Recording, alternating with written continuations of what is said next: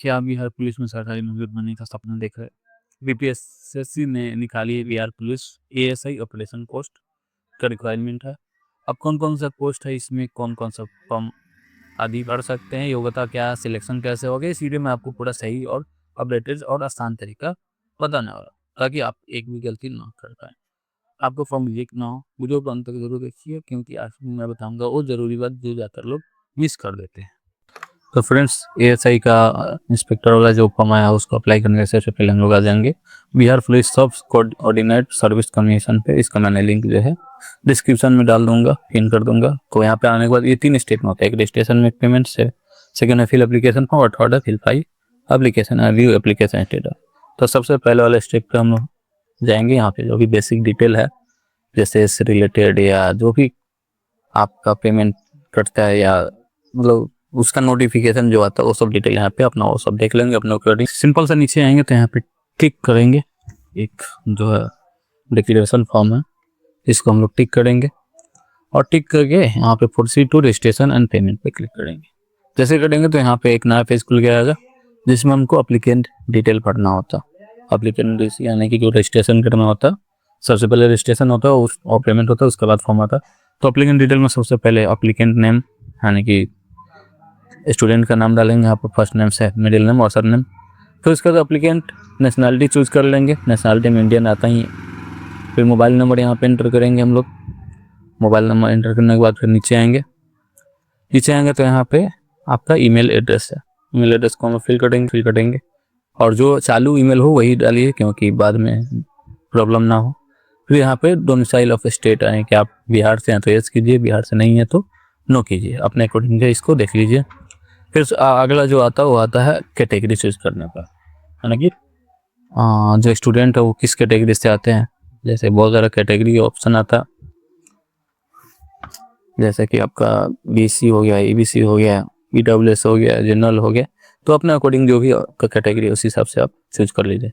अब एक चीज़ का याद रखें, जो भी कैटेगरी आप चूज करिएगा तो उससे रिलेवेंट जो भी डॉक्यूमेंट हो गया, यानी कि कास्ट सर्टिफिकेट हो सकता है या एनसीएल हो सकता है, नॉन क्रीमियर, वो आपको डॉक्यूमेंट वेरिफिकेशन के टाइम पे दिखाना होता है।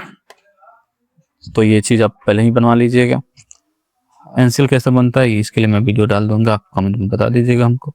फिर इसके बाद आता है अप्लीकेंट जेंडर, उसका आता डेट ऑफ बर्थ आता है। डेट ऑफ बर्थ को चूज कर लेंगे हम, जो भी है डेट मंथ और ईयर में होना चाहिए, और जो भी एज है वो 1 अगस्त 2025 तक का पेज गिनाएगा। फिर अगला आता है कि are you an employment of government of Bihar, यानी बिहार से एम्प्लॉयमेंट है तो यस कीजिए, नहीं है तो नो कीजिए। या अगला उसके बाद आता है एक सर्विसमैन, कभी सर्विसमैन है तो और रिटायर्ड हो गए तो यस नो में अपना देख लीजिए और नेक्स्ट कीजिएगा। तो यहाँ पे प्रीव्यू का ऑप्शन आ जाएगा, यानी कि जो भी डिटेल हम डाले हुए हैं हमारा डिटेल सही है कि नहीं, क्योंकि फ्रेंड्स पहले ही पेमेंट ले लेता है।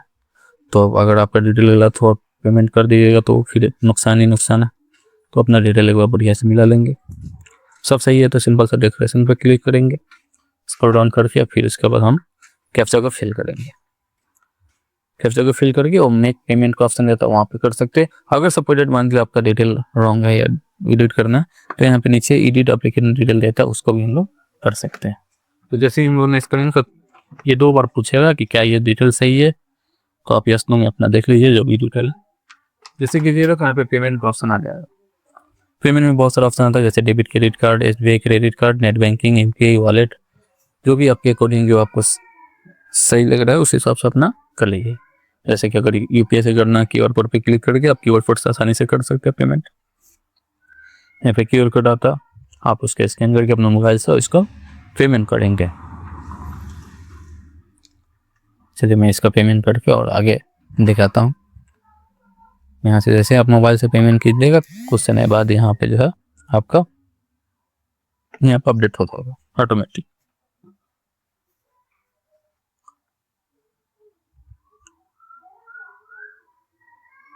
देखिए मेरा ये पेमेंट हो गया। यहाँ पर रजिस्ट्रेशन आईडी भी हमारा आ गया। We have successfully filled the registration form and payment has been received. तो यहाँ पे ये आ जाएगा, हमारा कंफर्म हो जाएगा। अब यहाँ से देखिए 2 ऑप्शन आता है। सपोज दैट आपका रॉन्ग इन्फॉर्मेशन है तो इसको आप रजिस्ट्रेशन कैंसिल कर सकते हैं।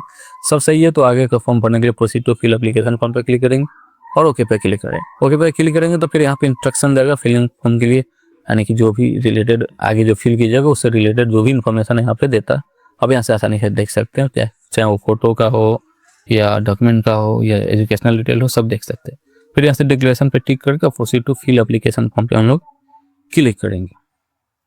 जैसे क्लिक करेंगे तो यहाँ पे एप्लीकेंट डिटेल तो पहले से ऑलरेडी रहता ही रहता।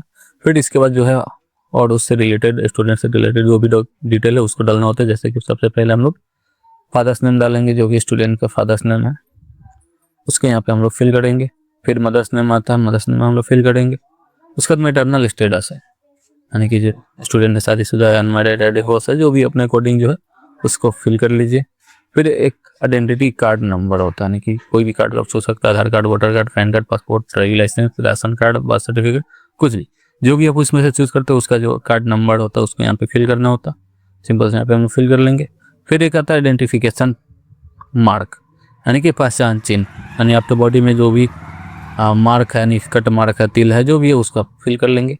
फिर आता है आपका फ्रीडम फाइटर, यानी कि कोई आपसे आपका रिलेटिव, दादा परदादा कोई भी फ्रीडम फाइटर में थे, यस है तो यस कीजिए, नहीं है तो नो कीजिए, यहाँ पे वो कर लीजिए। उसके बाद एजुकेशनल क्वालिफिकेशन डिटेल में सबसे पहले मैट्रिकुलेशन का आता है ना, कि 10th पास जो है मैट्रिक का डिटेल हम लोग भरेंगे।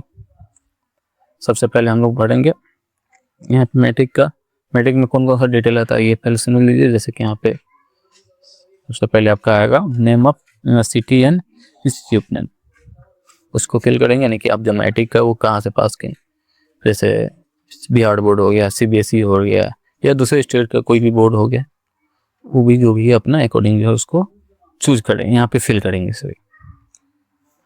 ग्रेजुएशन के बीच में होता है, सबसे पहले ये देख लेंगे हम यहाँ पे जो है इस बॉक्स में हम लोग इंस्टीट्यूट या जो भी बोर्ड यूनिवर्सिटी है कुछ भी जो भी आप उसको फिल कर लेंगे। फिर passing certificate number, marksheet number भी यहाँ पे एंट्री कर सकते हैं या सर्टिफिकेट नंबर उसको भर लीजिए। फिर पासिंग इशू डेट, यानी कि जब आप पास किए थे उसका जो इशू डेट हुआ होगा आपके डॉक्यूमेंट का उसको भर सकते हैं। फिर इसमें परसेंटेज कितना, यानी 10th में जो परसेंटेज होगा यहाँ पे भर लेंगे। फिर इसके बाद ग्रेजुएशन आता है, वो ग्रेजुएशन को हम लोग इसको यहाँ पे यूनिवर्सिटी नेम बढ़ेंगे। फिर पासिंग सर्टिफिकेट नेम सेम वही है जैसे आपका ये है 10th वाला, यहाँ पे मार्कशीट भर लेंगे। अब यहाँ पे देखिए PG का दे रहे हैं, PG यानी पोस्ट ग्रेजुएट अगर है तो बढ़िया, नहीं है तो इसको ऐसे छोड़ सकते हैं। फिर परमानेंट एड्रेस है, परमानेंट एड्रेस में जैसे आपका आ गया हाउस नंबर, फ्लैट नंबर, जो भी हो अपने अकॉर्डिंग इसको फिल कर लीजिए, एड्रेस डिटेल में आता।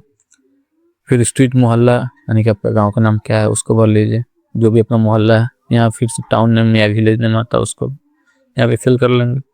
फिर नियरेस्ट पोस्ट ऑफिस जो है आपका उसको भरेंगे और उसके बाद स्टेट चूज कर लेंगे, यहाँ के स्टेट चूज कर लेंगे, जो भी है यहाँ के एक ही लिस्ट रहेगा क्योंकि मैंने पहले सेलेक्ट कर चुका हूँ। फिर डिस्ट्रिक्ट आता है, जो भी आपका डिस्ट्रिक्ट है अपने अकॉर्डिंग जो है इसको चूज कीजिए। इसको चूज करने के बाद आता है पिन कोड, पिन कोड के यहाँ पे हम लोग भरेंगे। अब देखिए फ्रेंड्स आता क्या है कि यहाँ पे अगर आपका एड्रेस जो परमानेंट एड्रेस है वही कोरेस्पोंडेंट एड्रेस यानी कि अभी वही एड्रेस है आपका, तो आप यहाँ पे यस कर सकते हैं, और नहीं तो दूसरा है तो आप यहाँ पे नो करके और फिर से इसको अपना फिल कर सकते हैं, जो भी है इसके अकॉर्डिंग अपना कर लीजिए। और इसकी टिक करने के बाद यहाँ पे देखिए डिक्लेरेशन ऑफ क्रिमिनल केसेज, यानी कि जो भी आपके ऊपर अगर केस होता है या उससे रिलेटेड कोई भी इंफॉर्मेशन जो है यहाँ पे आप दे दीजिए। तो यहाँ पे अधिकतर नो ही करिए, क्योंकि अगर आपके पास केस है तो फिर आप इसके लिए एलिजिबल नहीं हो पाइएगा। जो भी होगा इसको फिल कर लीजिए। फिल करने के बाद आएगा अपलोड फोटो एंड सिग्नेचर। सबसे पहले फोटो हम लोग अपलोड करेंगे जिसका साइज होना चाहिए 3.5 सेंटीमीटर इंटू 4.5 यानी 3.5 सेंटीमीटर का होना चाहिए, रिज्ड और हाइट 4.5, 100 के बीच अंडर में होना चाहिए, इस चीज़ को ख्याल रखेंगे। कलर फोटोग्राफ होना चाहिए जो अभी हाल ही का लिया हुआ हो, ज़्यादा 2 महीना से ओल्ड नहीं हो, एक चीज़ का ध्यान रखेंगे। फिर upload English signature, English signature को अपलोड करेंगे। फिर अपलोड हिंदी सिग्नेचर अपलोड करेंगे, इसका भी जो है JPG या PNG में होना चाहिए और 50 KB से कम होना चाहिए।